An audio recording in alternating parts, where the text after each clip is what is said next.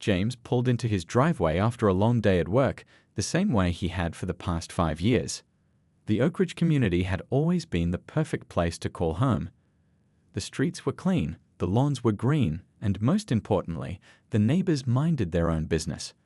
The homeowners association did their job without making life difficult. They collected dues, maintained the common areas, and only stepped in when absolutely necessary. That peaceful balance changed on a sunny Saturday morning when a moving truck rumbled down the street and stopped at the house next door. James was tending to his garden when he first saw her, a middle-aged woman with a sharp haircut and designer sunglasses, pointing and directing the movers with military precision. He walked over with a friendly smile and a plate of homemade cookies. "Welcome to the neighborhood," he said. "I'm James from next door." The woman lowered her sunglasses and gave him a quick once-over. "Patricia Morris," she replied, not taking the cookies. "I notice your mailbox is a slightly different shade than the approved HOA color." James laughed, thinking it was a joke. It wasn't. Within 2 weeks, Patricia had somehow secured a position on the HOA board. No one quite understood how she'd managed it so quickly, but rumor had it that the previous board member had resigned after Patricia spent 3 hours at his house pointing out all the ways his front yard violated obscure HOA rules he'd never heard of. The change in the neighborhood was swift and unmistakable. Yellow citation notices began appearing on doors across the community. Residents who had lived peacefully for years suddenly found themselves crossing the street to avoid conversations with Patricia, who always carried her infamous clipboard filled with violation notes. One evening, while James was grilling in his backyard, he overheard his elderly neighbor Tom talking to his wife. "That HOA Karen left another notice because our hose wasn't fully wound up," Tom sighed. The nickname spread through the neighborhood like wildfire. HOA Karen was now Patricia's unofficial title. James tried to stay neutral. He kept his lawn precisely 2.5 inches high, brought his trash cans in the moment collection was done, and made sure his mailbox was repainted to the exact color specified in the HOA guidelines. He had no interest in conflict, especially since he worked from home 3 days a week and valued his peaceful surroundings. But peace became harder to maintain as Patricia's reign of rule enforcement intensified. She started taking early morning and evening inspection walks, photographing alleged violations with her phone. She organized mandatory HOA meetings at inconvenient times, where she would display slideshows of neighborhood problems that needed addressing. The breaking point for many came during the Johnson family's daughter's high school graduation party. Patricia called in a noise complaint at 7:30 p.m. on a Saturday, despite the Johnsons having obtained proper permission for their modest celebration. When the police arrived and found nothing wrong, Patricia stood at the edge of the property, arms crossed, glaring at the gathering. The next day, James found a note in his mailbox. Not an official HOA notice, but a handwritten invitation from Tom asking neighbors to meet at his house to discuss the Patricia situation.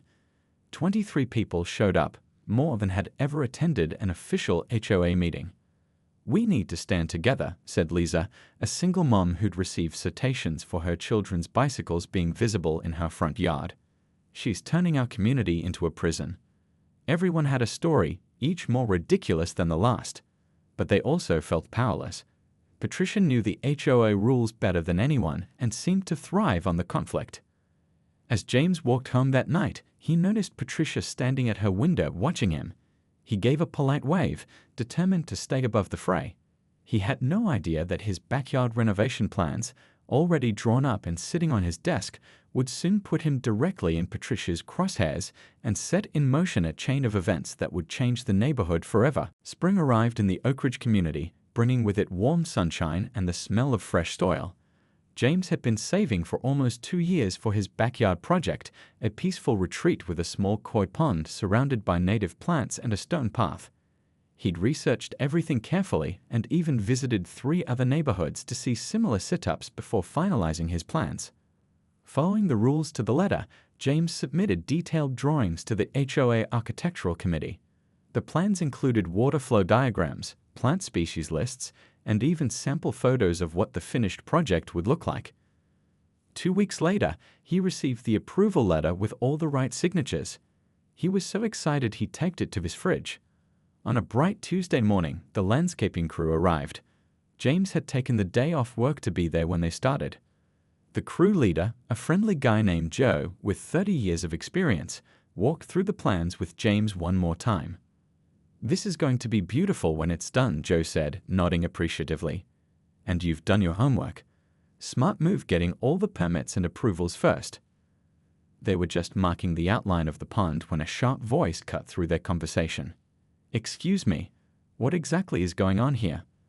Patricia stood at the edge of James's property, her ever-present clipboard clutched to her chest, sunglasses pushed up into her hair.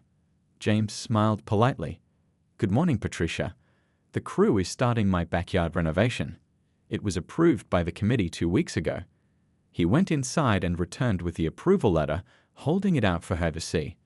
Patricia snatched the paper from his hand, her eyes narrowing as she scanned it.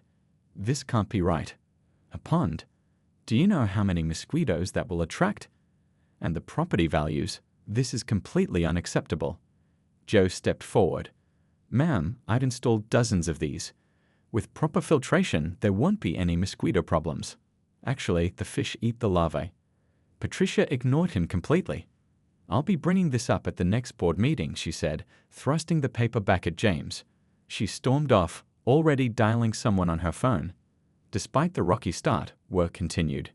By the end of the first week, the basic shape of the pond was dug out and the filtration system was being installed. That's when Patricia showed up with 2 other board members in tow. "We need to reassess this approval," she announced loudly, making sure the neighbors could hear. There are serious concerns about drainage and neighborhood aesthetics. One of the board members, an older gentleman named Frank, looked embarrassed. "Patricia, we've already approved this. The plans meet all our guidelines." Patricia wasn't deterred. Every day after that, she found a reason to visit the construction site. She took photos. She questioned the workers. She even brought a measuring tape to check if the pond was regulation depth, something not specified in any HOA documents. The workers started calling James whenever she showed up. "Your neighbor is here again," they'd say, with tired voices. Joe told James he'd never seen anything like it in all his years of landscaping. "Most people stop by to admire the work," Joe said, shaking his head. "Never had someone take daily notes like they're building a case." When the pond was finally finished and the garden planted, James invited some neighbors over for a small celebration. The evening was perfect. The underwater lights glowed softly in the new pond, the stone path curved gently through beds of colorful flowers, and the sound of the small waterfall created just the peaceful atmosphere James had dreamed of. Everyone was complimenting the beautiful addition when Patricia appeared at the gate, camera in hand. "I'm documenting this for the HOA records," she announced to no one in particular, snapping pictures from different angles. Tom, James's elderly neighbor, whispered, "Don't let her ruin this for you. It's beautiful." James nodded, but he couldn't shake the feeling that Patricia wasn't done yet. The way she was examining his property with such careful attention felt less like curiosity and more like someone looking for ammunition, and he was right. Patricia was just getting started. Summer faded into fall, and life in the Oak Ridge community settled into an uneasy routine. James's backyard oasis had become his favorite spot to unwind after work. The koi fish were growing, the plants were thriving, and even a few neighbors had been inspired to start their own garden projects. Patricia, meanwhile, had turned her attention to other violations throughout the neighborhood, though she never missed a chance to walk slowly past James's fence, peering through the slats with narrowed eyes. Then came the community newsletter, dropped into each mailbox on the first Monday of October. James flipped through it while drinking his morning coffee, nearly spitting out his drink when he reached page 2. Urgent community maintenance. Water main system requires immediate attention, the headline blared. The article, written by Patricia herself as the newly appointed HOA treasurer, claimed that expert assessment had determined the neighborhood's water system needed critical preventative maintenance to avoid catastrophic failures in the coming winter months. The work would cost each household an additional $350 fee, due immediately. At the bottom of the page, in much smaller print, was a note stating that the board had approved the measure in a special closed session. James's phone started ringing almost immediately. "Did you see this nonsense?" It was Tom, his elderly neighbor. "There's nothing wrong with our water system. The city just did their regular inspection last spring." By evening, the neighborhood chat group was buzzing with complaints. No one had heard about any water main problems, and several residents who'd lived in the community for decades pointed out that the system had been completely upgraded just 7 years ago. Frank, one of the board members who had seemed uncomfortable during Patricia's interference with James's pond, called James directly. "Look, I shouldn't be telling you this," Frank said, his voice low, but Patricia pushed this through when 2 board members were on vacation. She brought in a contractor, a cousin's husband, though she didn't mention that connection, who claimed there were signs of imminent failure in the water main near your section of the neighborhood. "Did anyone get a second opinion?" James asked. She said there wasn't time, that we needed to act before the first freeze. She showed some photos of what looked like corrosion, but honestly, I couldn't really tell what I was looking at. The maintenance was scheduled for the following Tuesday. Most residents would be at work, something Patricia had emphasized as a convenience, so people wouldn't be disturbed by the repairs. James had already planned to take that day off for a dentist appointment. He cancelled his afternoon plans, deciding it might be wise to be home when the work was being done near his property. At exactly 9 a.m., a truck with Johnson Water Services painted on the side parked on the street. 2 men in work clothes stepped out, looking uncertain as they checked a piece of paper, then the house numbers. Patricia appeared within minutes, as if she'd been watching from her window. "I'll show you exactly where to start," she told the men, not even acknowledging James, who was collecting his mail at the end of his driveway. James nodded politely and went back inside, but he kept an eye on the proceedings from his home office window. Something didn't feel right. The workers seemed to be arguing with Patricia, pointing at a diagram, while she kept gesturing emphatically toward the area between her house and James's property. Around noon, James stepped outside to get some fresh air. One of the workers was on his phone, looking frustrated. "I understand that, but the client is insisting," the man was saying. "Yes, it's different from what was in the work order, but she says she's in charge." And he noticed James and quickly ended the call. "Everything okay?" James asked casually. "Yeah, just some clarification on the job," the worker replied, not meeting James's eyes. "The lady wants us to redirect some of the flow. Says there's been water pooling in her yard because of the, recent landscaping changes next door." James felt a chill that had nothing to do with the automare. Patricia was using this maintenance to target his property. As he watched the workers reluctantly begin digging exactly where she had pointed, he had no idea just how bad things were about to get. After his unsettling conversation with the worker, James went back inside but couldn't focus on anything. He kept glancing out the window, watching as the men dug deeper into the ground between the houses. Patricia stood nearby, arms crossed, supervising every shovelful of dirt they removed. Around 2 in the afternoon, James settled at his desk to answer some work emails. He had just opened his laptop when he heard a sound that made his blood run cold, a deep, gurgling noise coming from somewhere below. Then a loud crack, followed by what sounded like rushing water. What the heck? James pushed back from his desk and hurried toward the basement door. As he flung it open, the smell hit him first, damp earth and something metallic. Then he saw it, water. Not a trickle or a small leak, but a torrent of water gushing through the basement wall like a fire hose had been turned on. No. James raced down the stairs, the cold water already reaching his ankles. His family photo albums were on the bottom bookshelf. His dad's old record collection sat in cardboard boxes on the floor. The couch where he watched movies on weekends was rapidly becoming a sponge. James grabbed his phone and frantically dialed 911. "Emergency services, what's your?" "Water. My basement is flooding. There's water coming through the wall." James could hear the panic in his own voice as he sloshed through the rising water, trying to grab what he could and move it to higher shelves. "Sir, I need your address." James rattled off his information, then added, "There are workers outside doing something with the water main. I think they broke a pipe." The dispatcher promised to send help right away. James hung up and called Tom next door, warning him to check his basement too. Then he raced upstairs, grabbed a plastic tub from his closet, and began filling it with as many of his important documents and irreplaceable items as he could. The water kept rising. When it reached his knees, James abandoned his rescue efforts and headed outside to find the source. He splashed through his muddy side yard toward the digging site, nearly colliding with one of the workers who was running in the opposite direction. "What happened?" James shouted, but the man just shook his head and kept running toward the truck. When James rounded the corner of his house, he froze. A massive hole had been dug where the workers had been, and from it spewed a fountain of water that asked several feet into the air. The main water line had clearly been ruptured, and the powerful spray was aimed directly at James's foundation. Patricia stood a safe distance away, completely dry, with a look on her face that James couldn't quite read. Was it shock? Or something else? "What did you do?" James yelled over the roar of the water. "Don't blame me for this," Patricia shot back. "This is what happens when amateurs mess with drainage systems." She pointed accusingly at his backyard pond.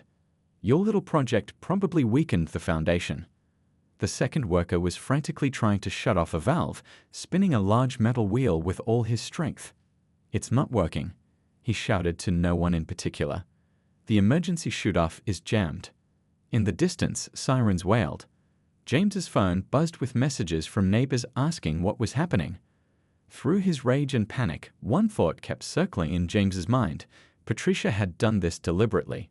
By the time the emergency crews arrived, the water in James's basement had reached the ceiling of the lower level. Firefighters evacuated 3 houses on the block as a precaution. The city water department had to shut down service to the entire neighborhood to stop the flood. James stood on the sidewalk, soaking wet and shivering despite the emergency blanket someone had draped over his shoulders. He watched as Patricia spoke to a police officer, gesturing animatedly toward his house, clearly giving her version of events first. This wasn't just about a pond anymore. This was war. And as James looked at his home, possibly damaged beyond repair, he knew that Patricia had finally gone too far. The morning after the flood, James stood in his driveway watching as a parade of trucks arrived. First came the water damage specialists with their industrial pumps and fans. Then the insurance adjuster in his crisp shirt, clipboard in hand. Next, a structural engineer to check if the foundation was still sound. By noon, his quiet street looked like a construction zone. "I'm so sorry this happened," said the insurance adjuster, a kind-faced woman who introduced herself as Diane. She clicked her pen and began writing as they sloshed through what remained of James's basement. "I've seen a lot of water damage in my 15 years, but this," she shook her head. "This is extensive." Every step they took made a squelching sound. The basement walls were stained with a dirty waterline that reached just 6 inches from the ceiling. Family photo albums had bloated to twice their size. His father's record collection was ruined beyond recognition. The couch where he'd spent countless movie nights was now a sodden mess that 3 men struggled to drag outside. "Give me a ballpark figure," James asked, his voice hollow. "How bad is it?" Diane consulted her notes. "Just from my initial assessment, we're looking at easily $45,000 in damage. And that's not counting any structural issues we might find once the water's completely gone." James felt sick. Yes, he had insurance, but this was his home, filled with memories that no amount of money could replace. The water-damaged box of letters from his grandmother. The handmade coffee table his college roommate had crafted. The signed baseball he caught at his first professional game with his dad. "You should speak to the HOA about their liability," Diane advised. "Their contractors caused this damage." That afternoon, James found himself sitting in Frank's living room for an emergency HOA board meeting. 5 board members sat across from him, with Patricia front and center, her face a mask of rehearsed concern. "We're so sorry for your unfortunate situation," Patricia began, her voice dripping with false sympathy, "but after reviewing the incident, the board cannot accept responsibility for what happened." "What?" James leaned forward, unable to believe what he was hearing. "Your workers broke the water main. They directed the water straight at my foundation." Patricia's expression hardened. "Our investigation shows the contractors followed standard procedures for maintenance. The unusual water pressure and direction suggests a pre-existing weakness in your foundation." A weakness that wasn't there until your workers dug a massive hole and broke the pipe. James could feel his face growing hot. Our theory, Patricia continued as if he hadn't spoken, is that your recent landscaping project may have compromised the structural integrity of your property. The pond you installed likely saturated the soil near your foundation, creating the perfect conditions for this type of failure. The other board members looked uncomfortable, but none spoke up. Frank wouldn't meet James's eyes. "That's ridiculous," James said. "My pond project was properly designed, approved by this very board, and professionally installed. It has nothing to do with a water main that's 30 feet away." Patricia slid a folder across the table. "We've prepared a statement for your insurance company explaining our position. We recommend you file your claim with your homeowner's insurance." James stared at the folder but didn't touch it. "The workers were following your direct instructions. I heard them on the phone saying you changed the work order." A flicker of something worry crossed Patricia's face before her mask of confidence returned. "I have no idea what you're talking about. I merely observed as a concerned board member." "This isn't over," James said quietly, standing up. "Not by a long shot." As he walked home, neighbors came out to offer support. Tom brought over a casserole. Lisa from down the street offered her spare bedroom if he needed a place to stay. The Johnson family helped carry ruined furniture to the curb. James was touched by their kindness, but as he looked at the mountain of destroyed belongings on his front lawn, he knew kind words wouldn't fix this. His phone buzzed with a text from Diane, his insurance adjuster. "Got your message. Don't worry. We're not taking the HOA statement at face value. Our investigation is just beginning." For the first time since the water came rushing through his wall, James felt a small spark of hope. A week after the flood, James was living out of a suitcase in a hotel room paid for by his insurance company. The restoration crew worked daily at his house, tearing out soaked drywall and pulling up ruined flooring.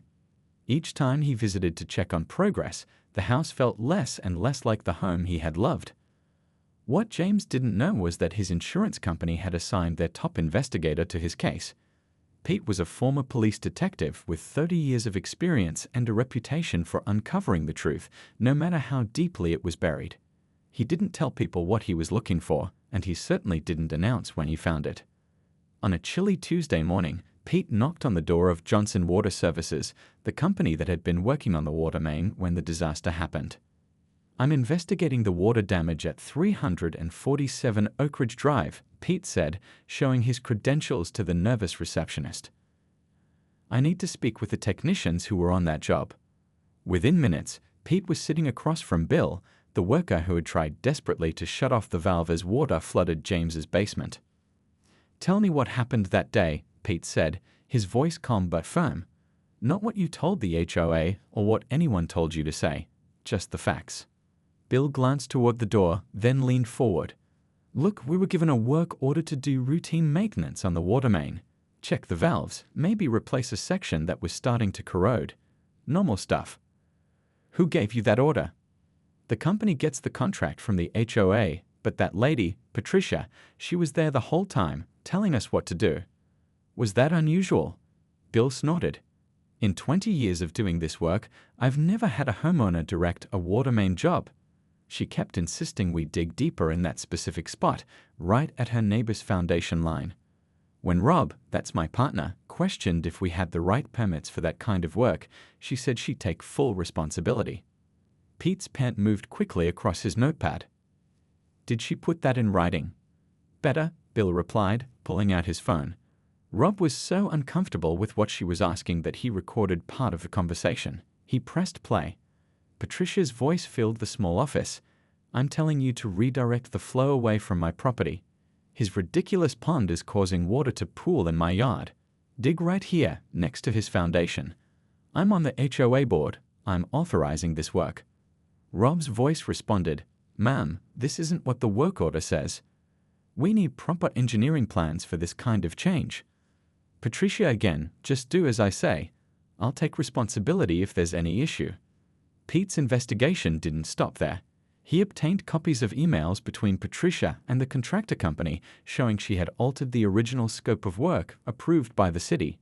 He discovered Patricia had no engineering background or qualifications to direct such work. Most stunning of all, he found that Patricia had specifically chosen Johnson Water Services because her cousin's husband worked there in management and had agreed to ask fewer questions than other companies. When Pete interviewed the other workers who had been in the neighborhood that day, they confirmed that Patricia had insisted they ignore standard safety protocols in favor of her more efficient approach. Meanwhile, James received a check from his insurance company covering the full amount of the damage. Diane explained that while they were paying him immediately so he could begin repairs, they weren't dropping the matter. Our legal team is preparing what's called a subrogation claim, she explained as James stared at the check in disbelief. Basically, we're going to go after the responsible parties to recover what we paid out to you. You mean the HOA? James asked.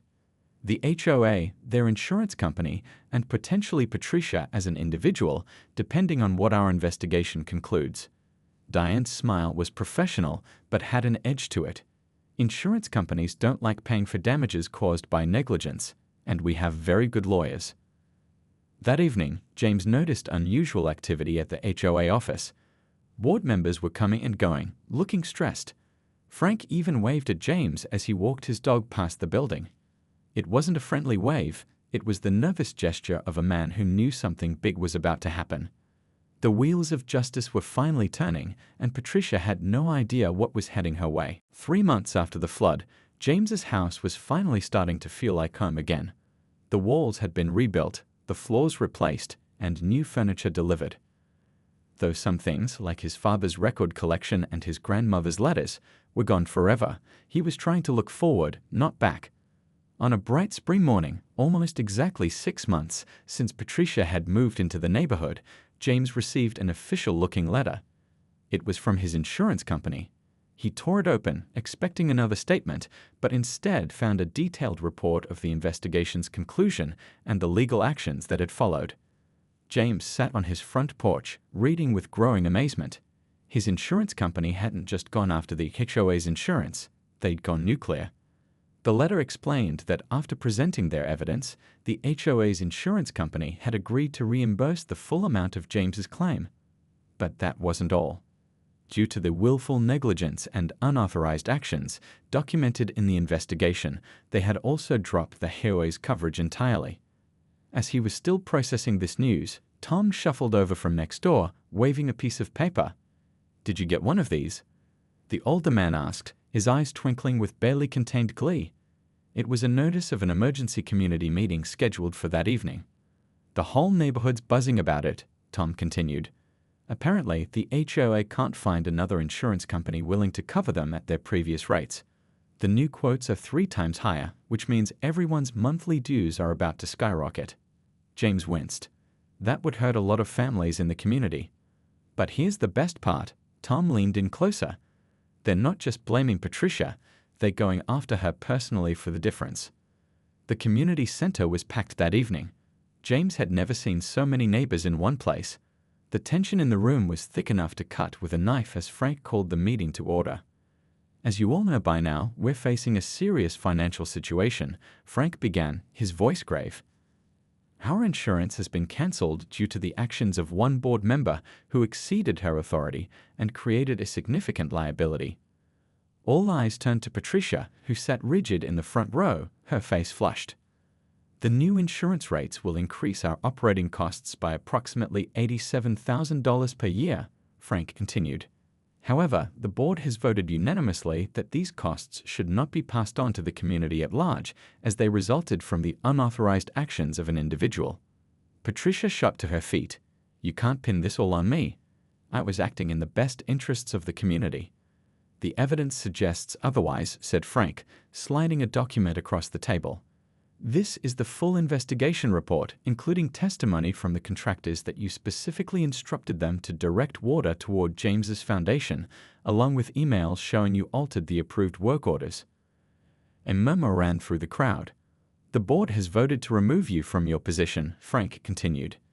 "Additionally, our attorneys advise that you may be personally liable for the insurance increase and other damages, which could exceed $120,000.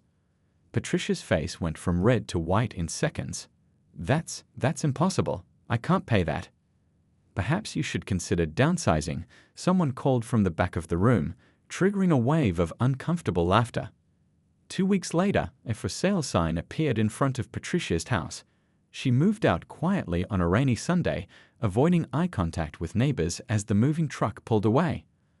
The HOA elected a new board with strict transparency requirements. All maintenance decisions now required multiple bids and proper documentation. Frank, who had finally found his backbone, was elected president on a platform of common sense and common courtesy. 6 months after Patricia left, James hosted a neighborhood barbecue in his restored backyard. The koi pond was larger now, surrounded by beautiful flowering plants. As he watched his neighbors laughing and enjoying themselves, Tom raised his glass in a toast. To James, the old man said with a smile, "Who taught us all that sometimes you have to stand up to a bully, even one with a clipboard and HOA rulebook?" Everyone laughed and clinked their glasses, and somewhere across town, in a much smaller house with no HOA, Patricia was hopefully learning a valuable lesson about the true cost of being a Karen.